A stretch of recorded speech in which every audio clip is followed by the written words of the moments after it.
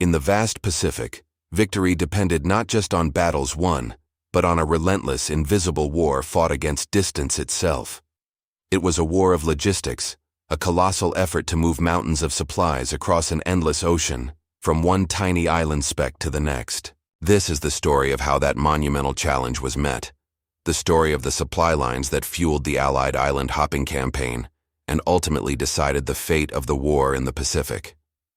Imagine an ocean that covers nearly a third of the globe. From the west coast of the United States to the shores of Japan, it's a staggering expanse of water, dotted with thousands of islands. In 1942, this was the battlefield. The distances were almost incomprehensible. A supply ship leaving San Francisco faced a journey of over 5,000 miles just to reach Hawaii, and another 4,000 to get to the front lines in the South Pacific.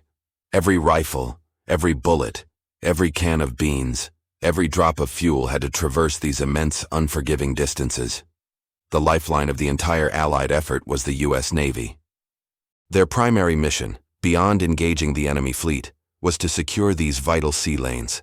Convoys, vast flotillas of merchant ships escorted by destroyers and cruisers, became the arteries of the war. They were the slow, steady pulse of the campaign, pushing ever westward.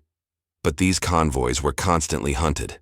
Japanese submarines prowled the depths, turning the Pacific into a deadly game of cat and mouse.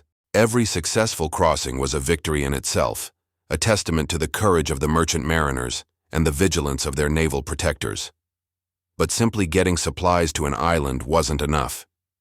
Many of these islands were little more than undeveloped jungle, coral atolls with no ports, no roads, and no airfields.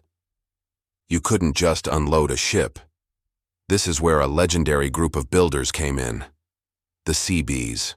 Their motto was "can do," and they lived it every single day. They were the construction battalions of the U.S. Navy, skilled engineers, electricians, and heavy equipment operators who could transform a pristine beach into a bustling military base in a matter of weeks. Picture this. The Marines would storm a beach and secure a foothold. Right behind them, sometimes even under enemy fire, the Seabees would land. With bulldozers and grit, they carved airstrips out of dense jungle, built docks and piers from nothing, laid down roads, and erected barracks and hospitals. They were the unsung architects of victory. An airfield that could launch bombers was as crucial as a battleship. A deep-water port that could unload multiple ships at once could shorten the war by months. The Seabees made the impossible possible, island by island, turning each captured piece of land into a springboard for the next leap forward. The challenges were relentless. This wasn't just a fight against a human enemy. The Pacific itself was a formidable foe. The sweltering tropical heat was draining. Diseases like malaria and dengue fever were rampant, incapacitating more men than combat in some campaigns. And then there was the weather. Typhoons with winds strong enough to toss ships like toys and flatten entire bases could appear with little warning, undoing weeks of hard work in a single night. The logistical chain was always fragile, constantly threatened by nature's fury. And of course, there was the fierce Japanese resistance. They understood the importance of logistics just as well as the Allies. Every island was defended with a fanatical determination. They targeted supply depots with air raids, sent suicide boats to attack transports, and laid mines in harbor entrances. The fight for the supply lines was a constant, grinding battle. Every bag of cement, every crate of ammunition that made it ashore was a testament to the bravery of those who ran this gauntlet. It was this mastery of logistics that made the brilliant island-hopping strategy viable.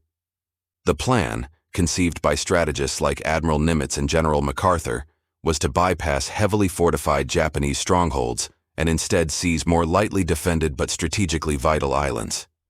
Each captured island became a new forward base, a new link in the ever-extending supply chain. From these new bases, aircraft could provide cover for the next amphibious assault, and ships could refuel and rearm closer to the front. Think of it as building a staircase across the ocean.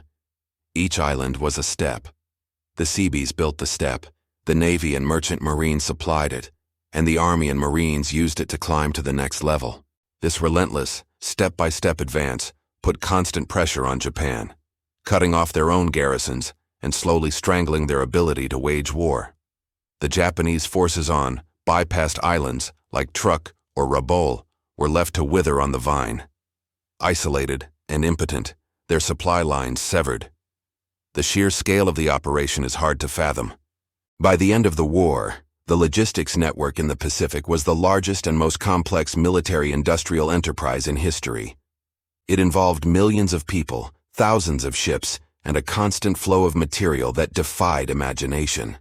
The invasion of Okinawa, for example, required over 2,500 ships just for the initial assault, carrying 180,000 troops and all their equipment. This was the culmination of 3 years of building, supplying, and fighting across an entire ocean. When we look back at the Second World War in the Pacific, it's easy to focus on the dramatic carrier battles or the heroic beach landings. But behind every one of those famous events was a less glamorous but equally vital story. It was the story of the planner in Pearl Harbor calculating fuel consumption, the welder in a California shipyard, the Seabee operating a bulldozer on a humid Guadalcanal night, and the merchant mariner staring into the dark, praying to make it to dawn. It was their collective effort that built the bridge of ships and supplies across the Pacific, an achievement that truly enabled victory. Thank you so much for joining me on this journey into the logistical heart of the Pacific War.